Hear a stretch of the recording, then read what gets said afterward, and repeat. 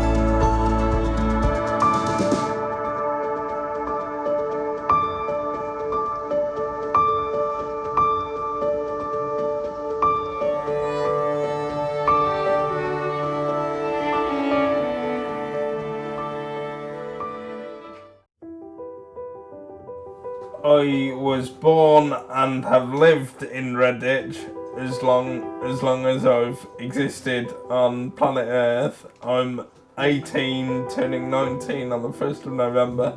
That's a hint. And yeah, I've lived in Redditch I've moved from place to place while I was in Redditch, but I've lived in Redditch for as long as I've existed. I was born with cerebral palsy, which means there are certain sections of my brain that don't work properly, notably the ones that send messages to my lower body to get my legs to move so I can walk. And I find that my left side is stronger than my right. I've always been khaki-handed, as certain people like to say. I've had various injections of Botox in my legs to relax the muscles and make it easier to do things, to like clean myself and exercise my legs when I need to. And I've been in a wheelchair since I was diagnosed. I used to be able to walk with a lot of assistance, like someone sort of bear hugging me around the chest and me taking some tiny little baby steps. But as I got older, it's kind of changed now, but as I got older I started to sort of lose my interest in being a lot more fitter, but I seem to have gained that again now.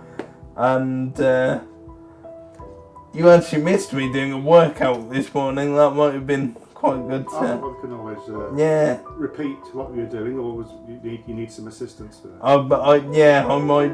What I was doing this morning, I'd probably need a bit of help with, but that's another story for another time.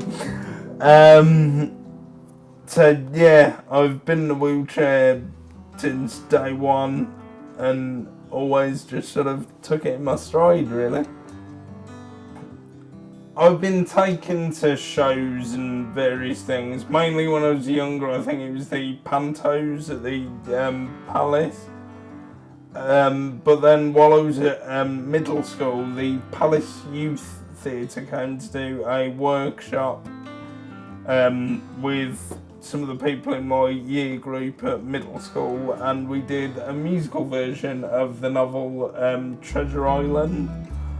And I think essentially they were there to A, help the drama department put on a show, and B, plug their youth theatre, which I was then interested in and joined it. And my first show I did with them was Goodnight Mr. Tom, which is in the poster for it is on that wall over there, which I'm sure you'll be able to get a shot of later. Since then I've done, including the production of Oklahoma I did with Studley Operatic recently, which was my first one with them. I've done across 3 different groups: the Palace Youth Theatre, the youth drama group called the Harlequins, and Studley Operatic. I've done around 8 or 9 shows, I think. Plus then when I went on to study it at college after an experience with my high school drama teacher, when I went on to do it at school, we went to, like, you know, they do introductory evenings for GCSE courses, and my mum and I went up to the teacher and I said, you know, I'm interested in doing performing arts. And no word of a lie, the teacher looked me up and down and she turned to my mum and she went, I don't really understand what you expect me to do with him. Our jaws hit the floor. To say we were furious would be an absolute understatement. So I left it and carried on doing Amdram outside of school and pursuing the interest in it that way. And eventually, after auditioning at BOA in Birmingham, the Birmingham Ormiston Academy, which is, I didn't get there because they didn't think I'd be up to doing a musical theatre course. Then I ended up auditioning for Stratford College, which is where I've just finished recently. In fact, if I duck, you will see the cast photo behind me of our final project. They said yes, and they've loved every minute of having me there. I've learned from them, they've learned from me. I was nominated for Stratford College's Outstanding Achievement in Performing Arts Award, which I won, yes. And my lecturer gave a speech about me before I went up to accept it, which I was really touched by. Hopefully we'll be able to cut to that. No. So he's been quite an inspiration to us all, really. So in his first year we did a wonderful production which we called Chair Cargo, which was Chicago, the musical with, you know, Catherine Zeta-Jones and all of that, and Ruthie Henschel, currently in the West End. And we called it Chair Cargo because we put the entire company in wheelchairs. So Niall, that's the cue, and something miraculous happened. We made it into FE Week, which on a positive thing very rarely happens to a college. It's normally the doom and gloom about the sector and everything's going wrong and colleges going down the pan.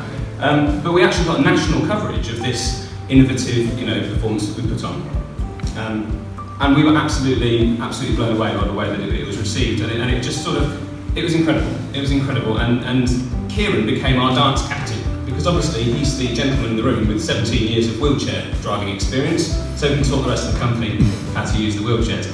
So if we go to the next picture, and even more amazing, for those of you who know anything about Stratford College and the Herald, we managed to be on the front page of the Stratford Herald for something good, which is wonderful. And I love this picture, and I'll tell you for why. Because when you look at it, you can't actually see Kieron, because the whole company are in wheelchairs. And we had this realisation in this moment that he bought into this project, this idea and this concept, and when you walked into the theatre, you could not spot the boy in the wheelchair anymore, because he had become part of the company. Yeah, that was a really fun project to do, because I became the company's dance captain, because I was really the only one with proper wheelchair experience. So I essentially had to teach 43 people how to drive wheelchairs properly. I really enjoyed that. I will always remember doing that project and the stuff that Stratford did for me to ensure that, because they did sort of a couple of weeks before the project launched, they pulled me aside and said, don't tell anyone, but we've got this idea we just want to run past you just to make sure. I guess that I wasn't offended by the idea of them whacking like 42 able-bodied people into wheelchairs and doing a show. But no, I said I thought it was a brilliant idea, and I even gave the college one of my old wheelchairs to use as one of the chairs, and then the rest were donated to the college by the Red Cross, who then came to watch on one of the performance nights and said that they loved it. So that was a confidence boost for the show. But yeah, that is one of the projects I will always remember. Oh yeah. So our most recent project, Musicals Are Rock, the technical theatre students, because we were performing on, like, they call it Seco. It's like about 4 foot off the ground, raised staging. So the technical theatre students were asked to build me a ramp to get up onto the stage, and they did it, and I tested it, and it was all fine. And I also had, on the actual performance night, he went up the ramp, turned a corner. Unfortunately, it was impossible for me to go up the ramp in the interval after taking a break without being seen by the audience. But luckily, most of the time they were distracted and talking to the people behind them anyway, so it was a lot easier for me to just sort of sneakily make my way back on stage.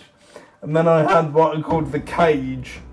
It was like a square where I performed costume changes with the help of my sort of assistant on the course, who, it's a funny story about that actually. At the time I was starting, they couldn't find anyone to do the sort of personal care element of being a support assistant. So my mum sort of said, well, my sister's looking for work. And lo and behold, they hired her, and Natalie, she kind of became an auntie to the entire group almost. So for Musicals Rock, that was probably the most interesting project I've done with Stratford, because that was the one with the most sort of difficult costume changes. So I would come off stage and Natalie and I would be quickly, it was mostly top half, to sort of make it easier and save having to work out a way of standing up, getting the bottom half of my clothes off. So it would just literally be, I'd have to change costumes like that, otherwise I'd go back on and look a bit stupid because I had half my costume missing.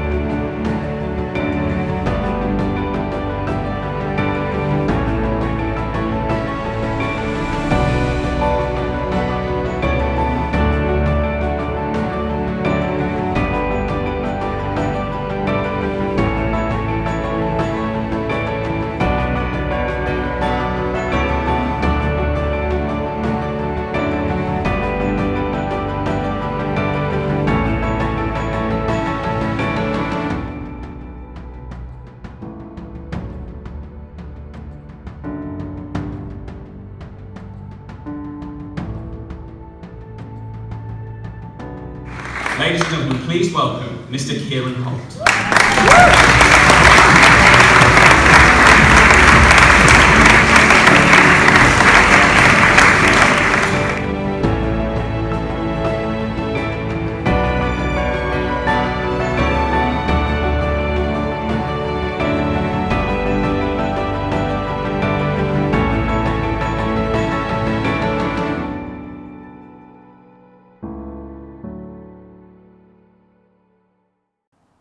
So you're rehearsing for any shows at the moment?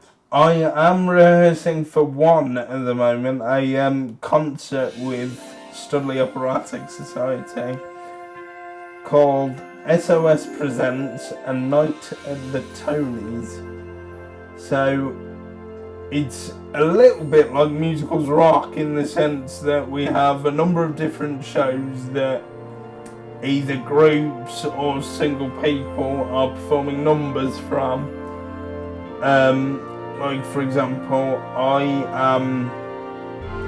originally me and 3 other men in the cast were gonna sing Sherry from Jersey Boys, but because of timing constraints and all of us not being together at one rehearsal at one time, they decided to change it.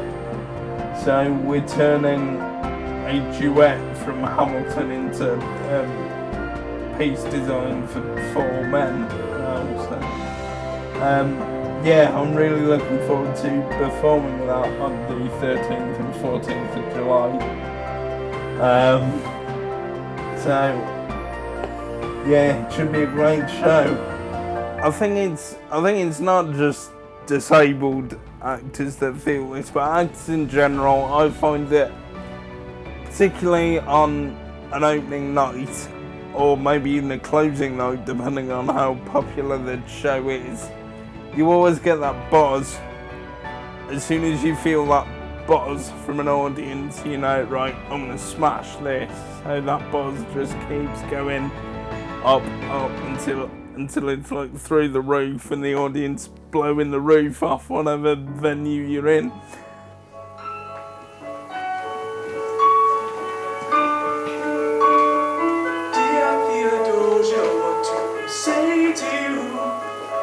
Have my eyes, you have your mother's name. When you came into the world, you cried and broke my heart. I'm dedicating every day to you. Domestic life was never quite my style. When you smile, knock me out, I fall apart. I thought I was so smart. Come of age with our young nation. We'll bleed and fight for you. We'll make it right for you. We lay a strong enough foundation. We'll pass it on to you. We'll give the world to you. And your blood is soul away. Someday. Yeah, your blood is soul away.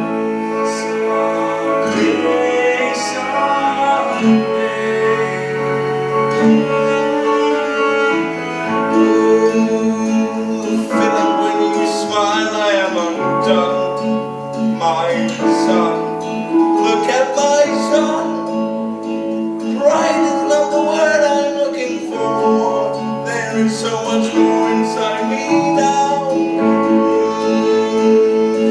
you outshine the morning sun, my sun. When you smile, I fall apart, and I thought I was so smart. My father wasn't around. I swear that I'll be around for you. I'll make a mistake. I'll make the world safe a sound for you. Come of age with our foundation. We'll bleed and fight for you. We'll make it right for you. If we lay a strong enough foundation, we'll pass it on to you. We'll give the world to you in your blood.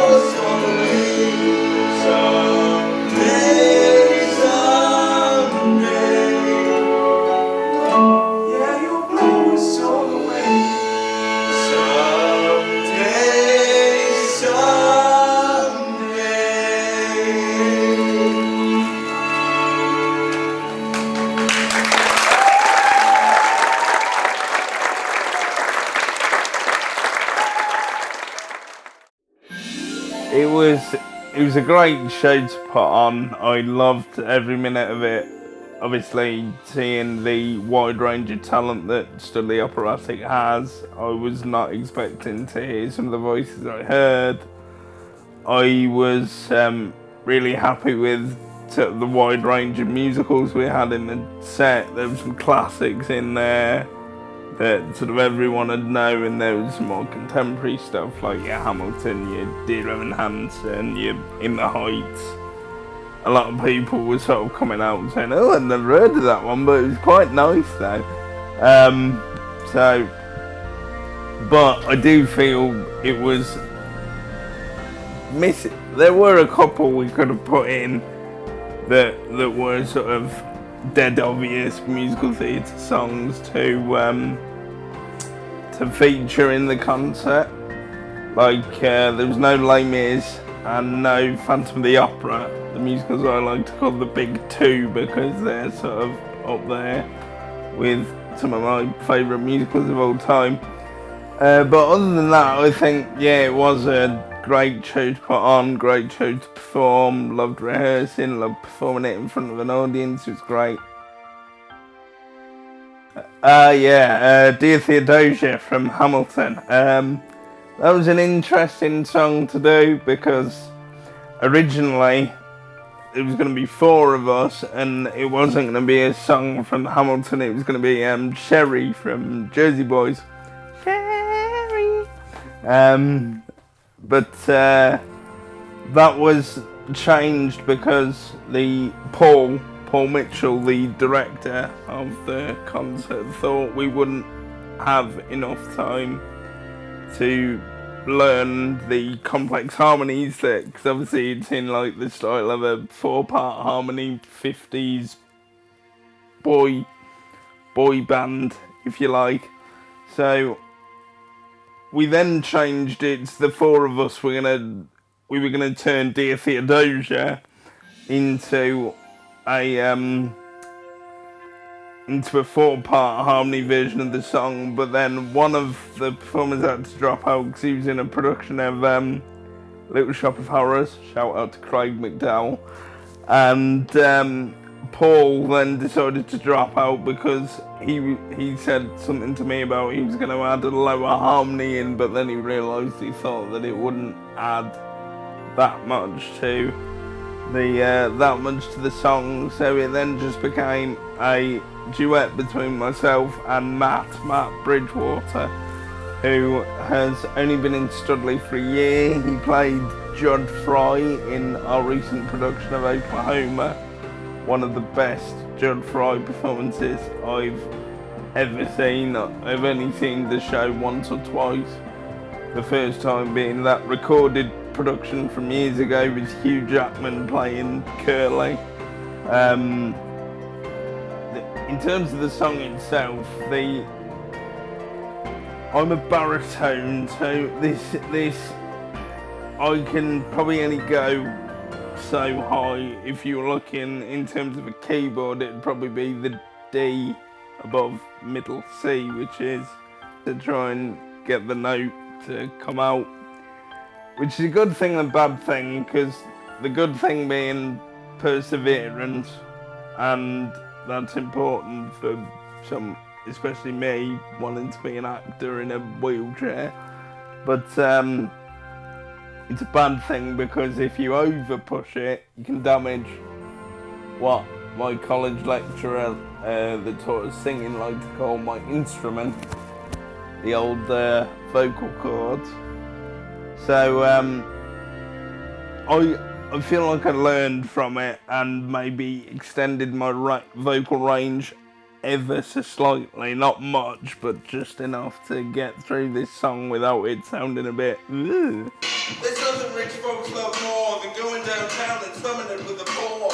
They pull up in their carriages and talk of the students in the colleges to watch them flop. St. Philip's Island, the man is loaded.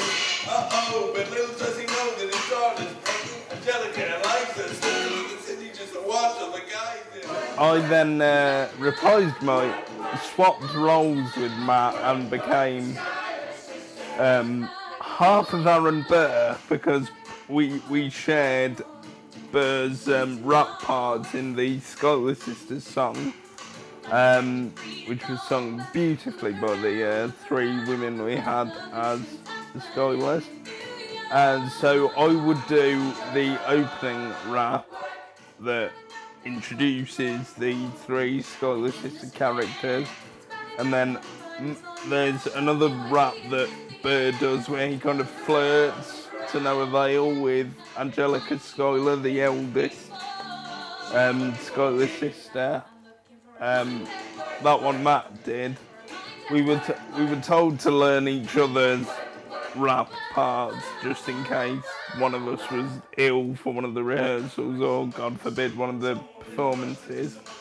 So I had learned, well, I know Hamilton like the back of my hand anyway, because I just listened to it and listened to it and listened to it.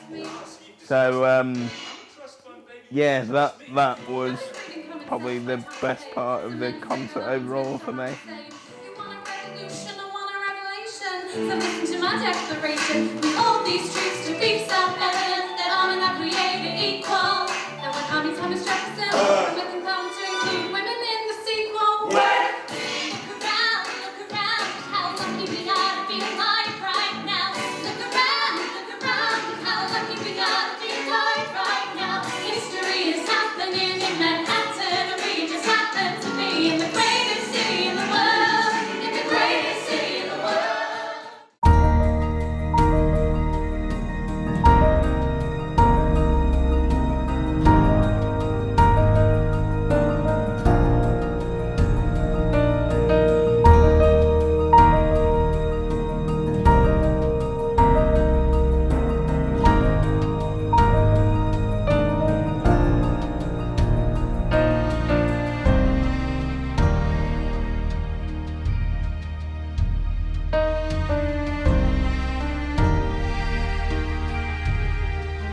So this house hasn't always been ours. We moved here when I was about 7 or 8. We lived in an area called Red Hill in Lodge Park originally, number 39, and at that time it was just me, my mum and dad, and my grandparents, my mum's parents, who we live with now, lived in Crumfields Lane in Webb Heath.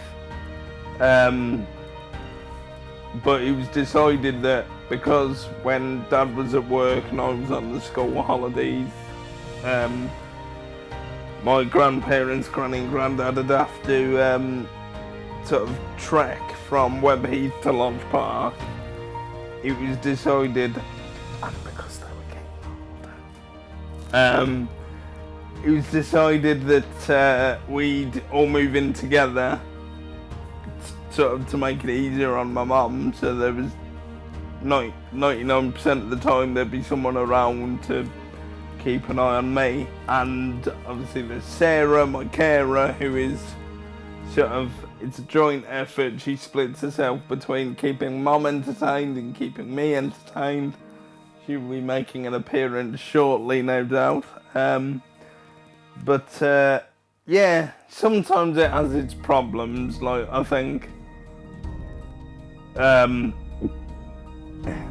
my parents and grandparents will sometimes clash over like little things, because then even after the 8 or 9 years we've been living together, they're still not completely used to living it's nothing major, but they're sort of not completely clicked with each other yet, which is why to give each other a break, my grandparents will tend to sneak off to the caravan they've got in Honeybourne at the Ranch Caravan Park, which I found out a couple of days ago. We're nicking for a week for a little getaway holiday,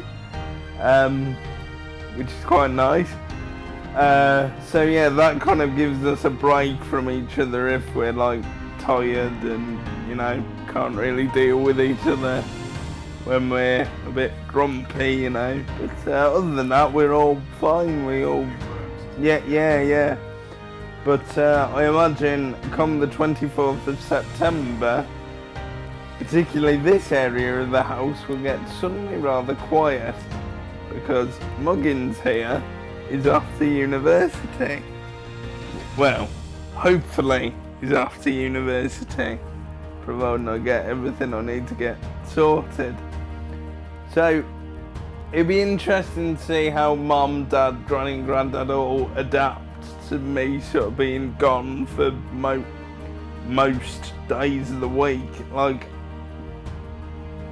I imagine the way it's going to work, obviously I'm not sure because I've never done uni before, so I can't speak from experience, but I know from most friends I've talked to that they do sort of tend to do a week, come home at the weekend, go back, depending on whether they need to be back early on the Monday or whether they can cheat it and go back late.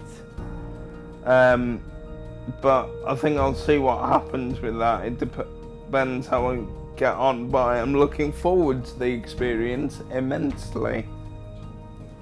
So your mum had a birthday party recently. Yes, the big 50 bash. Which was lots of friends. Yeah, loads of. 60 to 80, I might have been more than that, wasn't it? Yeah, I think there was about 90 odd in the end. Yeah. Yeah, it was a big. We've only done that once before, and funnily enough, it was for my dad's 50th. We hired caterers out, as you know, because you were there.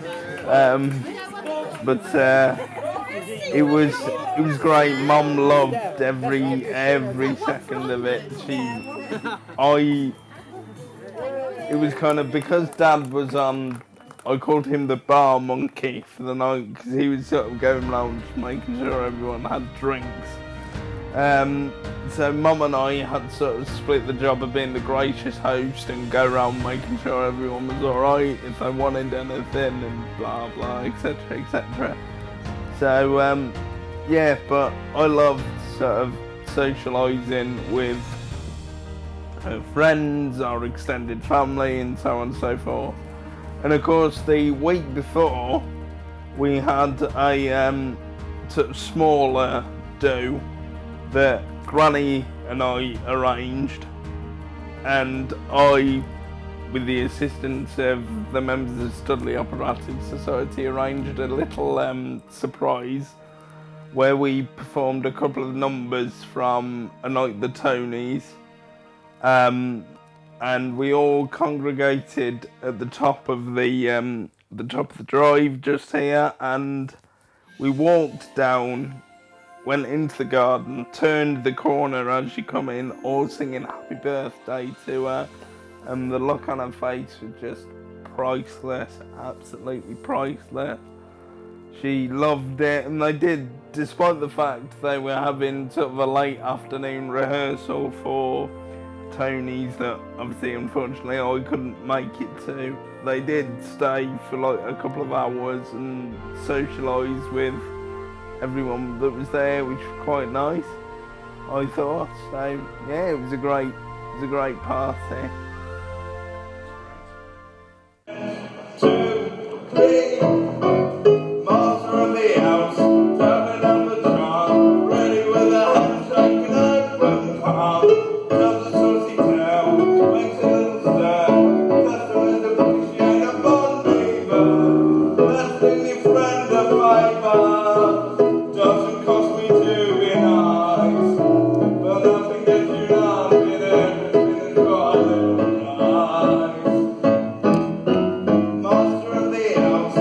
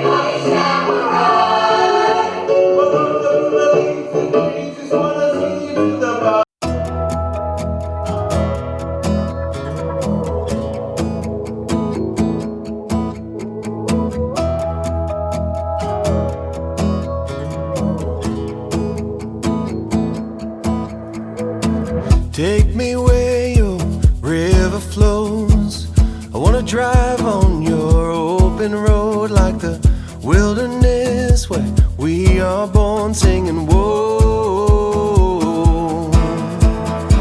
There's an ocean in your eyes, a million stars that paint the sky.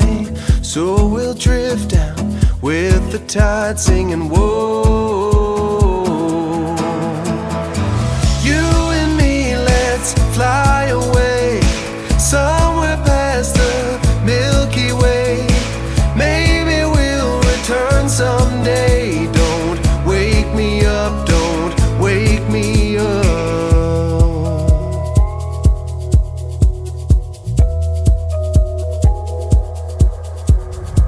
Waiting for the sun to rise, rainy days and careless nights. Say you will, don't say goodbye, say it's alright. Throw your caution to the wind, the shelter of my single bed. You can call it Wonderland, we could stay the night.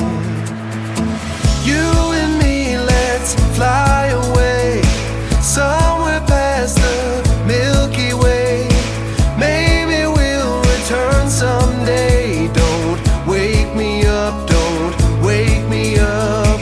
Riding on an endless wave, freight trains and aeroplanes. Maybe we'll return someday. Don't wake me up till we are